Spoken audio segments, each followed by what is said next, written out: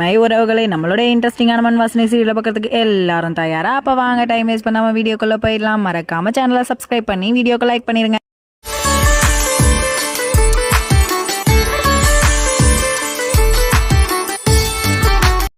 இங்கே நம்ம ஜொக்கூட்ட இருந்து தான் காட்டுறாங்க. நம்ம ஜொகு என்ன பண்ணிட்டு இருக்கான்னா, தூங்கி எந்திரிச்சோடனே அவன் செம்மையாக வந்துட்டு நேற்று சண்டை நடந்துச்சு இல்லையா அவங்க ரெண்டு பேருக்கும், அதை தான் யோசிச்சுட்டு இருக்கான். அப்போ உடனே ஒரு சிரிப்பு சிரிக்கிறான். அப்பாடா இனிமே நம்மளுடைய வழியில் யாருமே குறுக்கிட மாட்டாங்க, அப்போ ஆனந்தி நமக்கு தான் அப்படின்ற மாதிரி ஒரு சிரிப்பு. அதுக்கப்புறம் நம்ம ஆனந்தி, அதுக்கப்புறம் சிவோடைய ஃபேமிலியும் வந்திருப்பாங்க. அவங்க எல்லாருமே இந்த கல்யாண மண்டபத்தில் இந்த இடத்துல இவங்க உட்காந்து சாப்பிட்டுட்டு இருப்பாங்க. இங்கே கெஸ்ட்லாம் வந்திருக்கிற இடம் அந்த மாதிரி பேசிகிட்டு இருக்கோம். அப்போ நம்ம பெரியப்பா கேட்காங்க, சிவ் எங்கே அப்படின்னோடனே அவன் கோயிலுக்கு போயிடுவான், இப்போ வந்துடுவான் அப்படின்ற மாதிரி சொல்கிறாங்க. சிவ் கோவிலில் நின்றுட்டு ஆனந்தியை பார்த்தது, பழகுனது, பேசினது, ஒன்றா இருந்தது, அதை எல்லாத்தையுமே நினச்சிட்டு நான் ஏன் ஆனந்தி உன்னை பார்த்தேன், நான் எதுக்காக நான் உன்கிட்ட என்னை கல்யாணம் பண்ணிக்கிறியா நான் கேட்கணும், நான் எதுக்கு உன்னோடைய லைஃப்பில் ஃபோர்ஸாக உள்ளே வரணும், நான் அப்போ இவ்வளோ நாள் உன்கிட்ட காதலாக பேசினது எல்லாத்தையும் பழகுனது எல்லாமே நீ அதை ஒரு உங்கள் அம்மாக்காக அதுக்காக தான் நீ ஏற்றுக்கிட்டு இருந்தியா, கடவுளே நான் இன்னைக்கு எடுக்க போகிற முடிவு கரெக்டாக இருக்கணும் அப்படின்ற மாதிரி கடவுள்கிட்ட ஒரு சபதம் போட்டுட்டு இவன் வீட்டுக்கு வரான். இங்கே பார்த்தா ஜெகதீஷ்க்கு ரொம்ப கஷ்டமாக இருக்குது. இவங்க எல்லாரும் இந்த மாதிரி குடும்பத்தோட ஜாலியாக இருக்காங்களே, கல்யாணத்துக்கு மண்டபத்தை புக் பண்ணிட்டாங்களேன்ட்டு. அப்போ ஆனந்தி அங்கே இருக்க மாட்டா சரியா. அப்போ இதையெல்லாம் பார்க்குற ஜெகதீஷ் மேலே நின்றுட்டு இருப்பான். நம்ம சிவுமே ரொம்ப சோர்வாக நடந்து வந்துட்டு இருப்பான். நடந்து வந்தோடனே ஆனந்தி எங்கே அப்படின்ற மாதிரி கேட்பானா. அப்போ உடனே நம்ம பெரியம்மா தான் சொல்லுவாங்க, ஆனந்தி இல்லை, நான் இப்போ கூட்டிகிட்டு வர கிச்சனில் இருக்கா அப்படின்னோடனே, இல்லை நீங்கள் கூப்பிட வேணாமா, நான் உங்ககிட்ட எல்லாத்தையும் முக்கியமான விஷயம் பேசணும் அப்படின்னோடனே ஜக்குக்கு புரிஞ்சிருது, ஓஹோ இவன் அதை தான் பேச போகிறான் போலன்ட்டு. அப்போ உடனே ஹாரூன் எல்லாருமே பார்த்துட்டு இருக்காங்க. என்ன மாப்பிள்ளை சொல்லுங்க அப்படின்ற மாதிரி கேட்கவும் எல்லாருமே ஆர்வமாக பார்க்கவும் இவன் படாருன்னு சொல்லிடுறான், எனக்கு இந்த கல்யாணத்தில் விருப்பம் இல்லை அப்படின்ற மாதிரி. எல்லாருக்கும் செம்ம ஷாக் ஆகுது, என்ன மாப்பிள்ளை சொல்கிறீங்க அப்படின்ற மாதிரி. உடனே அவங்க வீட்டு சைட்லேயும் ரொம்ப ஷாக் ஆகுறாங்க. இங்கேயுமே எல்லாருமே ஷாக் ஆகி என்ன ஷிவ் சொல்கிற அப்படின்ற மாதிரி பார்க்குறாங்க. அப்போ உடனே ஷிவுக்கு டம்முன்னு ஒரு சவுண்டு. மேலே எல்லாரும் பார்த்தா ஆனந்தி மாடியில் நின்றுட்டு இருப்பா. இவன் சொல்கிறது எல்லாத்தையும் அவனுமே கேட்டுருவா. அவளுக்குமே ரொம்ப கோவம் வந்துடும், என்ன ஆச்சு எதனால் இப்படி சொல்கிறான் அப்படின்ற மாதிரி. ஷிவுக்கு அவள் கேட்டுட்டாளே அப்படின்றத கேட்டுட்டு அவனுக்கு ரொம்ப கஷ்டமாயிரும். உடனே அவங்க அம்மா தான் என்ன தாண்டா ஆச்சு, என்ன பிரச்சனை, ஏன்டா இப்படி பேசுகிற அப்படின்னோடனே எல்லாருமே கேட்குறாங்க ஒன்று ஒன்றா. இவன் ஒன்றுமே சொல்ல மாட்டான். என்ன சொல்கிறான்னா, என்கிட்ட எதையுமே கேட்காதீங்க, எனக்கு இது வேணானா வேணாம் அப்படின்ற மாதிரி சொல்கிறது. ஆனந்திக்குமே ஒன்றுமே புரிய மாட்டேங்குது, ஏன் இவன் கிறுக்கு மாதிரி பேசுதான்ட்டு. உடனே ஹாரூன் தான் கேட்பான், என்ன மாப்பிள்ளை எங்கள் பொண்ணு எதுவும் தப்பு பண்ணாளா அப்படின்னோட, தப்புலாம் யாருமே பண்ணல, நான் தான் பெரிய தப்பு பண்ணிட்டேன் அப்படின்னோட நம்ம பாட்டி எப்படி கமுக்கமாக நின்றுட்டு இருக்காங்க. அப்பாடா முடிஞ்சா போதும் அப்படின்ற மாதிரி. இங்கே நம்ம ஆனந்தி என்ன நினச்சிட்டு இருக்கான்னா, எதனால இவன் வேணாம் சொல்லியிருக்கான்னு நினைக்கான்னா, முந்தா நாள் ஐ லவ் யூ சொல்லுவானா, அதுக்கு இவன் ஒன்றுமே சொல்லாமல் வந்துருவாள், ஒருவேளை அதனால இவனுக்கு நம்ம பிடிக்காம போயிட்டோம் அப்படின்ற மாதிரி எனத்தையோ யோசிச்சுட்டு இருக்கா. அப்புறம் நம்ம ஹாரன் சொல்கிறான், என்ன காரணம்னு சொன்னால் தானே மாப்பிள்ளை தெரியும். அவங்க அம்மாவுமே என்னடா ஆச்சு சொல்லேன்டா அப்படின்னோட, ஒன்றும் இல்லைம்மா வேணானா வேணாமா அப்படின்ட்டு நான் எப்படி சொல்லி புரிய வைப்பேன் அப்படின்னு மேலே பார்ப்பானா. பார்த்தா இங்கே ஜக்கு அப்படி கை கூப்பி, தயவுசெய்து என்னை மட்டும் மாட்டி விட்றாத அப்படின்ற மாதிரி கை கூப்பி நின்றுக்கிட்டு இருப்பான். இவ தான் மாடியில் நிற்கிறாள், என்ன நடந்தாலும் தான் இவ பார்த்துடலாமே, என்னத்தான் அங்கே பார்க்கான் ஷிவ் அப்படின்னு சொல்லிட்டு பார்ப்பானா. அங்கே பார்த்தா நம்ம ஜக்கு நிற்கிறத இவ பார்த்துருவா, இந்த மாதிரி கை கட்டி நிற்கிறத. உடனே அவளுக்கு அப்பந்தான் புரியுது, ஆஹா இவன் தான் ஏதோ சதி வேலை செஞ்சுட்டான், ஷிவ்கிட்ட என்னமோ போய் சொல்லிட்டான் நம்மளை பற்றி. அப்போ தான் அவளுமே ரீகால் பண்ணி பார்க்குறா. ஏன்னா முன்னாலே அவர் ரூமுக்கு போகும்போது எல்லா பொருளுமே வெளியில் கிடக்குமா. அப்போ இவன் தான் அதை எல்லாத்தையுமே எடுத்துகிட்டு போய் ஷிவ்கிட்ட இந்த மாதிரி பிரச்சனை அப்படின்ற மாதிரி சொல்லி இவனை நம்ம கிட்ட இருந்து பிரிக்க பார்த்துட்டான் அப்படின்ற மாதிரி புரிஞ்சிடும். உடனே இவனும் மேலே பார்த்துக்கிட்டு இருப்பான். பாட்டியுமே என்னதான் நடக்க போகுதுன்னு பார்த்துக்கிட்டு இருப்பாங்க. படார்னு ஆனந்தி ஒரு குரல் கொடுப்பா, இதுக்கப்புறமா நம்ம அமைதியாக இருக்கக்கூடாதுன்னு சொல்லிட்டு, நான் சொல்கிறேன்ப்பா என்னன்னு அப்படின்ற மாதிரி சொன்னோன்னா எல்லாருமே அவளை மேலே பார்ப்பாங்க. இவனுக்குமே என்ன சொல்ல போறான்னு ஒன்றுமே தெரியல. ஜக்குவுமே இவளுக்கு என்ன போய் சொல்ல போறா அப்படின்ற மாதிரி எல்லாருமே ஆனந்தியை பார்த்துருப்பாங்க. ஆனந்தி படப்படம் கீழே இறங்கி வந்துடுவா. ஆனந்தி படப்படம் கீழே இறங்கி ஷிவ் நான் சொல்லட்டுமா, நீ எதுக்காக நீ வேணான்னு சொல்கிறேன்ட்டு அப்படின்ற மாதிரி சொன்னோன்னே ஷிவுக்கு ஒன்றுமே புரியாது, இவளுக்கு எப்படி தெரியும் அப்படின்ற மாதிரி. உடனே ஷிவ் அப்படியே ஜக்கு பாப்பான். ஜக்கு ஒன்னே அப்படி கண்ணால் இல்லை நான் ஒன்றும் சொல்லலை அப்படின்ற மாதிரி சொன்னோன்னே அப்படியே ஆனந்தி ஜக்குவே பார்த்துருவா. மேலே பார்த்தோன்னே ஒழுங்காக அப்படியே எல்லாருமே அப்படியே ஜக்குவே பார்ப்பாங்க சரியா. அப்படியே ஜகுக்கு நம்ம தான் ஒன்றுமே சொல்லலையே, இவளுக்கு எப்படி தெரிஞ்சிச்சு எல்லா உண்மையும் அப்படின்ற மாதிரி பக்கம் முடிச்சுட்டு நிற்பான். உடனே கீழே வா ஜக்கு அப்படின்னோடனே இவ கேட்பா, நீ சொல்கிறியா இல்லை நான் சொல்லட்டுமா ஜக்கு அப்படின்னோடனே ஜக்கு எல்லாத்தையும் சொல்லுவான். ஆமாம் நான் தான் நேற்று போய் நான் ஷிவை போய் மீட் பண்ணேன், எல்லா திங்ஸையும் கொண்டு போய் நான் தான் ஷிவ்கிட்ட காமிச்சேன் அப்படின்னோடனே ஷிவுக்குமே என்ன சொல்லனே தெரியாது. ஜக்குமே அப்படி ஒன்று ஒன்றா சொல்லிட்டு இருப்பான். உடனே ஆனந்தி ரொம்ப மனசுடைஞ்ச போய் நின்றுட்டு இருப்பான். அதே நேரத்தில் நம்ம ஷிவுமே ரொம்ப மனசுடைஞ்ச போய் நின்றுட்டு இருப்பான். உடனே கேட்பா, அப்பா சிவ் நீங்கள் நம்புறீங்களா, நான் நிஜமாவே வந்துட்டு எங்கள் அம்மாக்காக தான் உங்களை நான் கல்யாணம் பண்ண போகிறேன்ட்டு அப்படின்னோடனே சிவுக்கு எந்த பதில் சொல்லணுமே தெரியாது. நம்ம ஜக்குக்குமே ரொம்ப கஷ்டமாயிரும், அமைதியாக தான் நின்றுட்டு இருப்பான். இதை பாருங்க, நான் வந்து ஒரு பொம்மை தானே இந்த வீட்டில், எனக்குன்னு ஒரு தாய் தகப்பன் இருந்திருந்தா எனக்கு இவ்வளோ கஷ்டம் நடந்திருக்குமா சொல்லுங்க.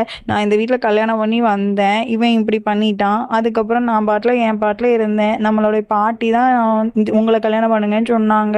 இப்போ பார்த்தா பாட்டி அவங்க பேரன் ஆசைப்பட்டுட்டானேன்னு சொல்லிட்டு அவனுக்காக என்னை திரும்படியும் கேட்டுட்டு இருக்காங்க.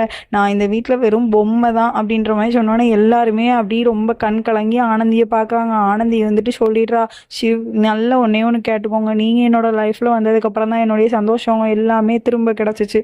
ஆனால் நீங்கள் அந்த மாதிரி என்னை நினைக்கல சிவ். வேணாம் சிவ், இனிமேல் நான் யாருக்கும் எந்த ஒரு விதத்துலையும் பாரமாக இருக்க நினைக்கல. என்னை தயவு செய்து விட்டுருங்க. இனி என்னுடைய வாழ்க்கையை நானே பார்த்துக்கிறேன் சிவ். நீங்கள் உங்களுக்கு நல்ல வாழ்க்கையை நீங்களே தேடிக்கோங்க. அதுவும் இல்லாமல் நான் ஒரு முன்னாலேயே வந்துட்டு ஒருத்தனை கல்யாணம் பண்ணிட்டு டிவோர்ஸ் ஆனவ, அதனால நான்லாம் உங்களுக்கு செட் ஆக மாட்டேன். நான் இனிமேல் உங்களுக்கு வேண்டாம், நீங்களும் எனக்கு ஒன்றுமே வேண்டாம். என்னுடைய மனசு கஷ்டமாகவே இருந்தாலும் நான் வந்து தேத்திக்கிறேன், எனக்கு நீங்கள் வேணாம் ஷிவ் அப்படின்ற மாதிரி ரொம்ப கஷ்டப்பட்டு அழுது கரைஞ்சி பேசிகிட்டு இருக்கா. நம்ம ஷிவுக்கு என்ன பண்ணனே தெரியல. நம்ம தானே தப்பு பண்ணிட்டோம், நம்ம ஆனந்தி இப்படி அழ வச்சுட்டோமே அப்படின்ற மாதிரி அவனுக்குமே ரொம்ப கஷ்டமாக இருக்குது.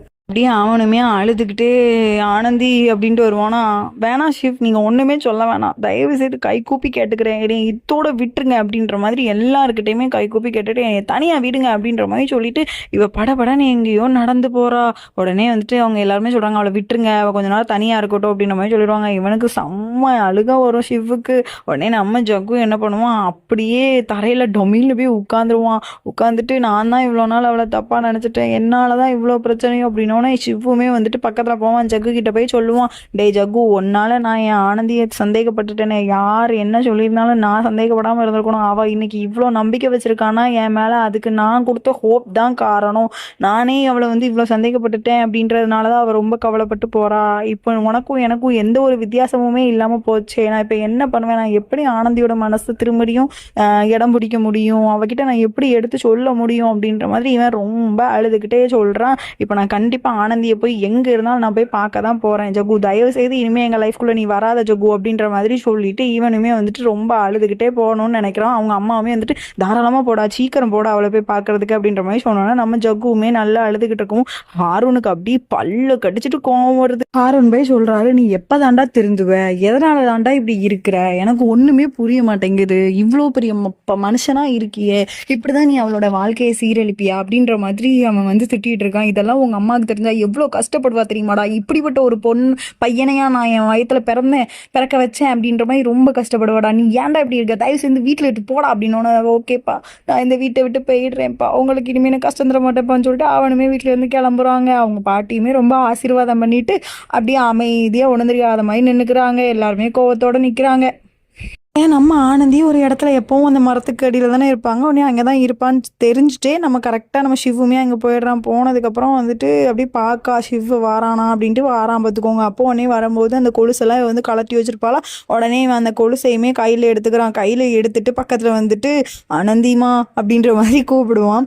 உடனே வடார்னு எந்திரிச்சு போகிறதுக்கு பார்ப்பாளா. உடனே ஆனந்தி ஆனந்தி ஆனந்தி ப்ளீஸ் ஆனந்தி போகாத ஆனந்தி போகாத ஆனந்தி, என்னை மன்னிச்சிரு ஆனந்தி, நான் பெரிய தப்பு பண்ணிட்டேன் ஆனந்தி, யார் என்ன சொல்லியிருந்தாலும் நான் உன் மேலே நம்பிக்கையாக இருந்திருக்கணும், என்னை செருப்பால் அடிக்கணும், என் புத்தியை பார்த்தியா, மனுஷன் புத்தி குரங்குன்னு சும்மாவா சொன்னாங்க பாரு, நான் எவ்வளோ கேவலமாக நடந்துக்கிட்டேன், என்னை மன்னிச்சிடும் ஆனந்தி ப்ளீஸ் ஆனந்தி அப்படின்ற மாதிரி எவ்வளோ கெஞ்சி பார்க்குறான். ஆனால் அவள் எதையுமே கண்டுக்க மாட்டான். ஆனால் ஒன்றே ஒன்று சொல்கிறா, இதை பாருங்க ஷிவ், நான் உங்கள் மேலே எவ்வளோ லவ் வச்சுருக்கேன் தெரியுமா, நீங்கள் ஐ லவ் யூன்னு சொல்லும் போது நான் திரும்பி சொல்லலை தான், அதுக்காக நான் அவங்கள லவ் பண்ணுறேன்னு இல்லாமல் இல்லை, ஓகேவா, நான் அவங்க மேலே எவ்வளோ மரியாதை வச்சுருக்கேன், நான் அவங்க மேலே எவ்வளோ காதலோடு இருக்கேன்னு நான் அவங்கக்கிட்ட சொல்லி தான் தெரியணும்னு இல்லை. சில பேர் சொல்லாமல் கூட காதலிக்க செய்வாங்க. அவங்களுடைய அன்பு அவங்க மனசுக்கு மட்டுமே தெரியும், வெளியில் யாருக்கும் காட்ட மாட்டாங்க. அந்த மாதிரி தான் நானும் நோனே இவள் அழுவாளா. உடனே அப்படி இவனுமே கண்ணை தொடச்சிட்டு தயவு செய்து இனிமே நீ அழாதம்மா, என்ன மன்னிச்சிருமா அப்படின்ற மாதிரி சொன்னோடனே, இப்போ நான் என்ன பண்ணணும் சொல்லு, எனக்கு என்ன தண்டனாலும் தா அப்படின்னோடனே, அதுக்கெல்லாம் முன்னாடி இந்த கொலுசை நீ போடு அப்படின்றோடனே இவன் ஒன்று எனக்கு கொலுசை வேணாம் ஒன்று வேணாம் அப்படின்ற மாதிரி வீட்டுக்கே திரும்ப பரபரன்னு போயிடுவா, எங்கேயோ நடந்து படப்படன்னு போவாளா. அப்போ உடனே இவன் ரொம்ப கவலையோடு நின்றுட்டு இருப்பான். இவளுக்கு மனசு வேற கேட்காது. உடனே திரும்பி வர பாப்பா இவன் என்ன பண்ணுறான்ட்டு உடனே இவன் வந்துட்டு அந்த கொலுசை கை வச்சுட்டு அப்படியே அழுதுகிட்டே நின்றுட்டு இருப்பான். என்ன தண்டனை கொடுக்கணும்னு தானே கேட்டீங்க, வாங்க என் கூட அப்படின்ற மாதிரி சொல்லிடுவா. இவ படபடன்னு வீட்டுக்கு வருவா. வீட்டுக்கு வரும்போது எல்லாரும் பார்த்துட்டு இருப்பாங்க. படபடன்னு வீட்டுக்கு போய் ரூமுக்குள்ள போவா. அந்த அக்கில் எதையோ எடுப்பா. அதுக்கப்புறம் சடச்சடன்னு கீழே இறங்கிடுவா. சிவ் வந்துட்டு பின்னாலே வருவானா. உடனே எல்லாரும் வந்துட்டு என்னடா ஆச்சுன்னு என்ன ஆச்சுன்னே தெரியல, நீங்க கொஞ்ச நேரம் பொறுமையா இருங்க அப்படின்ற மாதிரி சொன்னோன்னே இவ படபடன்னு கீழே இறங்கி வந்துருவா. என்னத்தையோ கையில பெட்டி தூக்கிட்டு வாங்க என் கூட அப்படின்ற மாதிரி சிவ்வையும் சொல்லிட்டு அதுக்கப்புறம் அவனையும் கூட்டிட்டு ஒரு பெரிய குவாரிக்கு தான் கூட்டு போவா. அந்த ஒரு ஆறுன்னு வச்சுக்கோங்க, அங்க வந்து கூட்டிட்டு போயிட்டு அந்த பெட்டி அதாவது அவனுடைய ஸ்டவ்லாம் இருந்துச்சுல அந்த பெட்டி, அதை எல்லாத்துலயும் உள்ள பொம்மை கிம்மை என்னென்ன மெமரிஸ்லாம் ஜக்குவோட இது இருந்துச்சோ எல்லாத்தையும் தூக்கி ஆத்துல வீசிடுவா ஒண்ணு ஒண்ணா. உடனே சிவுக்கு என்ன செய்யனே தெரியல. அதுக்கப்புறம் எந்திரிச்சு சொல்லுவா, இதுக்கப்புறம் என் மேல நம்பிக்கை இருக்கும்ல உனக்கு, நான் யார் பின்னாலையும் போக மாட்டேன்ற நம்பிக்கை இனிமே உனக்கு இருக்கும்ல, நான் யாருக்கும் இனிமே வந்துட்டு சொந்தம் கிடையாது, உனக்கு மட்டும்தான் சொந்தம், எப்ப நம்ம கல்யாணம் பண்ணிக்கலாம்னு இப்ப சொல்லு அப்படின்ற மாதிரி சொல்லணும்னா ஜக்கு அதை எல்லாத்தையும் ஒரு மரத்துக்கடியில இருந்து பார்த்துக்கிட்டு இருப்பான். இந்த ரெண்டும் நல்ல சந்தோஷமா திரும்பியும் சேர்ந்துக்கிடுவாங்க. அப்படின்றவன ஜக்குமே வந்துட்டு புரிஞ்சுப்பான். சரி ரைட், இதுதான் லைஃப்ல. இவளாவே வந்துட்டு கண்ணை கணிப்பா காலை. அவனே இவனே வந்துட்டு அவளை சொல்றதுக்கு முன்னாடியே கொலுசையுமே நல்லபடியா போட்டுருவான். அதை எல்லாத்தையும் நம்ம பார்க்குற ஃபேமிலிஸ் ரொம்ப சந்தோஷப்பட்டுருவாங்க. உடனே பாட்டி வந்துட்டு பெரிய மனுஷி, நானே வந்துட்டு ஒரு நிமிஷத்துல தப்பா எல்லா விஷயத்தையும் பண்ணிட்டேன், என்னை நீ மன்னிச்சிருப்பா அப்படின்ற மாதிரி கை கூப்பி கேட்பாங்களா. ஐயோ பாட்டி தயவு செய்து இப்படிலாம் நீங்க பண்ணாதீங்க, நானுமே உங்களுக்கு பேர மாதிரி தான் அப்படின்ற மாதிரி சொல்லிட்டு குடும்பமே அங்க வந்து ஒன்னா சேர்றாங்க கைஸ். ஓகே கைஸ், இந்த ஹாப்பியான நியூஸ் நாளைக்கு தொடருதா அப்படின்றத பொறுத்திருந்து பார்க்கலாம். See you for the tomorrow episode.